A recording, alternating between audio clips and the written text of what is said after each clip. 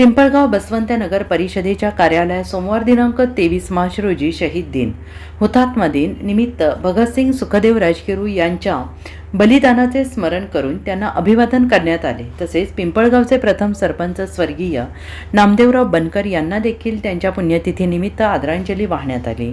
23 मार्च 1931 मध्ये याच दिवशी स्वातंत्र्यसैनिक भगतसिंग सुखदेव आणि राजगुरू यांना ब्रिटिशांनी लाहोर तुरुंगात फाशी दिली। देशाच्या स्वातंत्र्यासाठी हसत हसत बलिदान देणाऱ्या या वीर सुपुत्रांच्या स्मृतींना यावेळी अभिवादन करण्यात आले। कार्यक्रमात दरम्यान उपस्थितांनी शहीदांच्या प्रतिमेस पुष्पहार अर्पण करून त्यांच्या त्यागाचे स्मरण केले।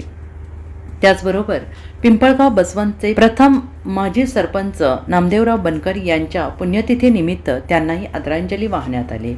या प्रसंगी नगर परिषदेचे नगराध्यक्ष डॉक्टर मनोज बर्डे, नगरसेवक निलेश पाटील, किरण लबडे, अशोक गांगुर्डे, दीपक विधाते, भैया सैंदाने, सत्यजित मोरे, सतीश पानपाटील, तौसिफ मंसुरी आदींसह नगर परिषदेचे कर्मचारी आणि नागरिकांनी मोठ्या संख्येने उपस्थित होते।